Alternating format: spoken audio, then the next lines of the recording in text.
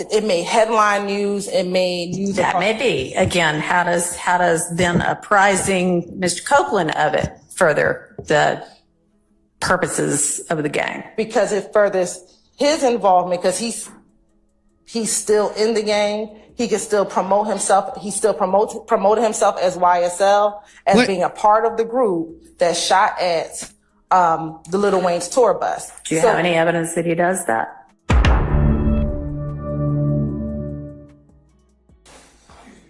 Yes.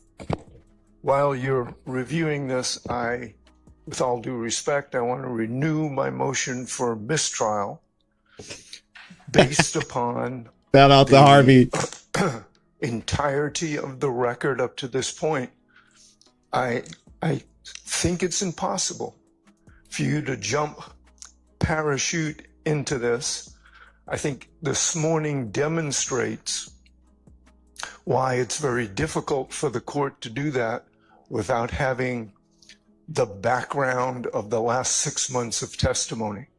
We're now replowing people issues. All right, we're replowing because everybody agrees that, and I don't mean to interrupt you, but I, want to clarify that. Everybody agrees that everything that Mr. Copeland testified to in front of the jury after the motion to recuse was filed on June 12th has to be redone. So that's why we were replowing this. No. Go ahead.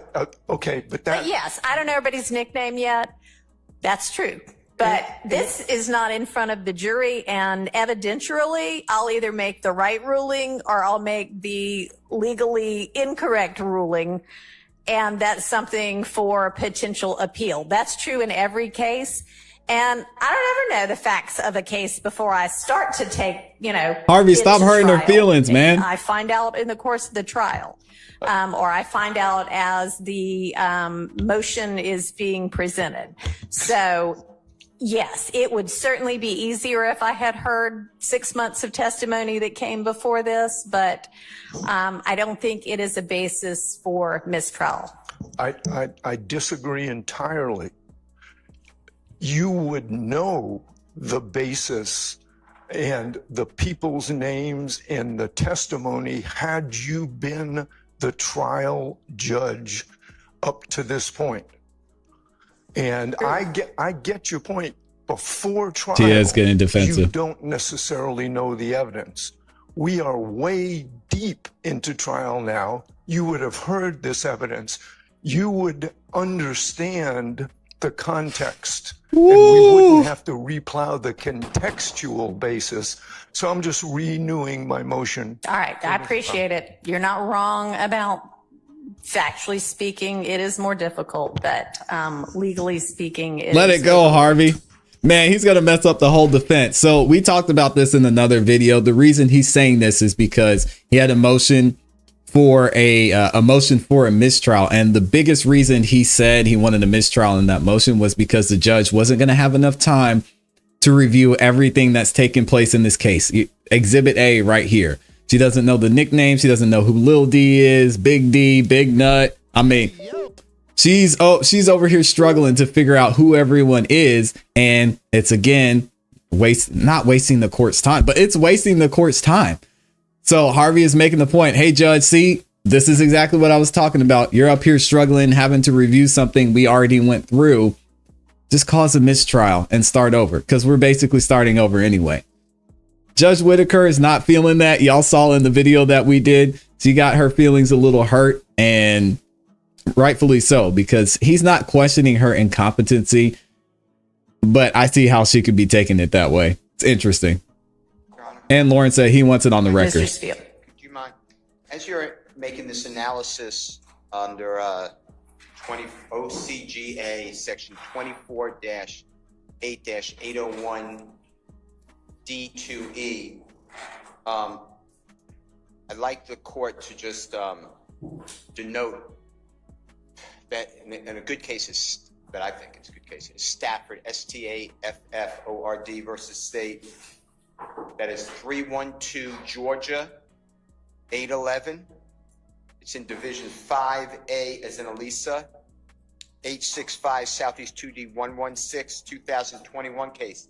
And the reason I'm listening intently. I don't mean to interrupt, but the state's belief of the law over the past year is that any statement made by a supposed co-conspirator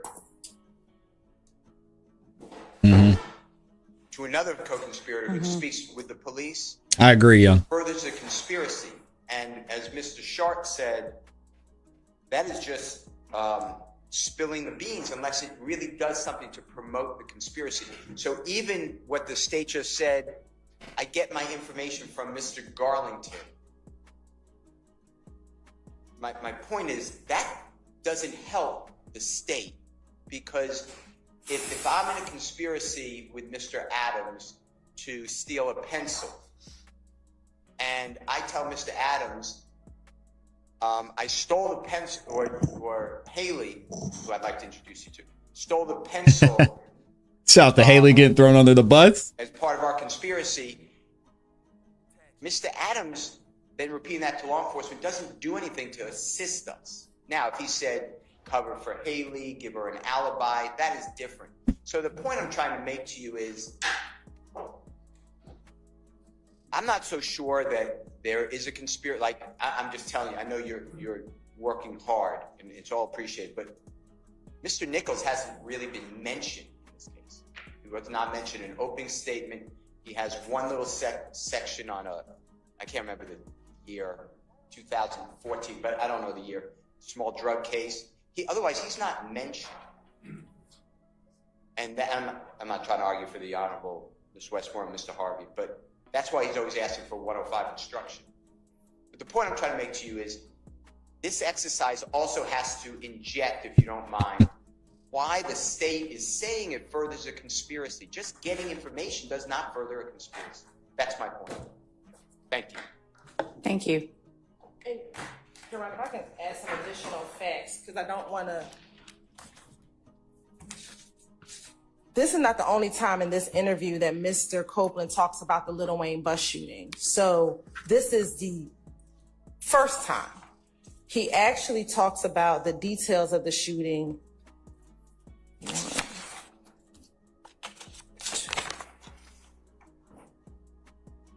At least 2 more times throughout the course of this interview. So this interview is 9 hours long. And so in the course of that interview, he gives more and more details about the shooting. All right, maybe point me to the parts of that. So I don't know if you were able to pull up Stafford, or if you have it, if you've looked at it previously, but what it says. 3,600 of y'all in here? Wow. Mr. Sharp's been arguing for a while about co-conspirator statements, and that is essentially that even where there is a conspiracy that has been established by a preponderance. No, I lost my place. Uh-oh. Hang on. Where is it? We got 4,000 of y'all in the building. Shout out to everybody who's in here. Appreciate y'all. Make sure y'all like the video. Here it is. Hearsay statements that implicate a co-conspirator but do not advance any object of the conspiracy, such as statements that merely spill the beans about the conspiracy, are not admissible. So if you can point me to how this advanced the conspiracy, and I understand your argument is, hey, the conspiracy is they're all members of an ongoing gang. They need to know what's going on in the gang so they can react like appropriate gang members and be prepared if somebody's coming after them. And that's a reasonable position to take. So tell me how it is that this is advancing an object of the conspiracy, and not theoretically where your evidence is going to show that. Yes, Your Honor. So during 2015, there were just a number of different events and actions that took place beginning in January of 2015 all the way through about October of 2015, Your Honor. This particular shooting of Lil Wayne's tour bus was a part of. Oh Lord, So this is Lil Wayne. get it together, trying to sister. Simplify how Mr. Carter is a part of this. So starting in 2014, Your Honor. What is going on here? Mr. Williams had began a musical relationship with a person by the name of Brian Williams, also known as Birdman. Lil Wayne is shout out to Birdman. Was one of Birdman's artists at the time back in 2014 and prior to that.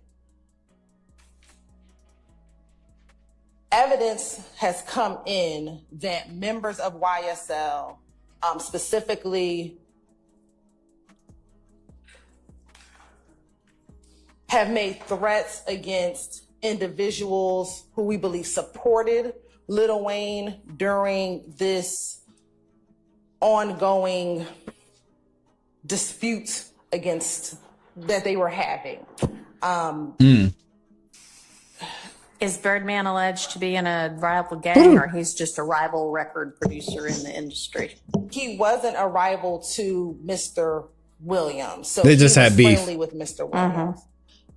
Lil Wayne, we believe, became a rival, and we're talking about back in 2014 and 2015, of Mr. Williams at some point. At some point, there was some friction between the two of them in which Mr. Williams made subtle threats to Lil Wayne via social media. That evidence has been entered before this jury.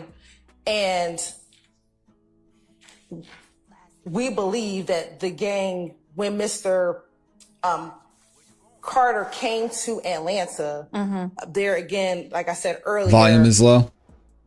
Members of YSL like just converged on the compound. They left their different, I think they were at a music studio. They all came there in an effort to how's the volume, y'all? Let me know. And Mr. Carter. Okay. So informing another gang member of those activities is keeping him abreast of those activities. I believe that Mr. Copeland, we're going to confirm, was incarcerated at the time of the Lil Wayne bus shooting.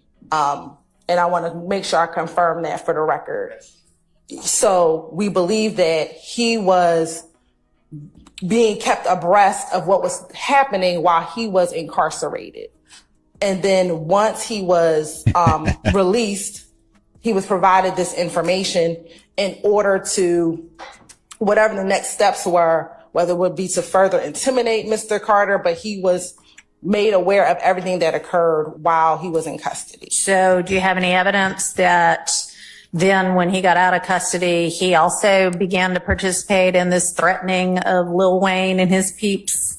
No, we do not have She any said evidence. Okay, peeps. so then how is it furthering the conspiracy of being in the YSL gang and not just, hey, guess what happened today? Because it fosters cohesiveness, the fact that this YSL gang could literally shoot at a bus of a famous individual. It made the news, and it promoted the notoriety of YSL. Yeah, the shooting might have, but how is telling Mr. said Copeland peace. doing anything to further it? Because he then can claim notoriety as being a member of YSL. That helps him. How does that help the gang? Because it promotes their notoriety, the fact that YSL themselves had the ability She's not to buying shoot it. at a famous person. That promotes the gang across. It made headline news. It made news. That across. may be. Again, how does then apprising Mr. Copeland of it further the purposes of the gang? Because it furthers his involvement, because he's still in the gang. He can still promote himself. He still promoted himself as YSL, as What? being a part of the group that shot at the Lil Wayne's tour bus. Do you have any evidence that he does that? Nope. Promotes himself as YSL? As Brags hey, about I'm it. part of the group that shot up the bus. I don't have evidence of him saying I have evidence of him saying he's still part of YSL and claiming affiliation with YSL, because Got it. collectively they shot up the bus, not the specific individuals, but collectively as a group, they shot at. Does he post or brag about YSL shooting up the bus? Great point, Judge. Great point. She's frozen. No, we do not have any evidence of him posting on social media YSL shooting up the bus. Okay. Wrap it up. Ooh wee. Boy, the prosecution got killed on that one. Dang.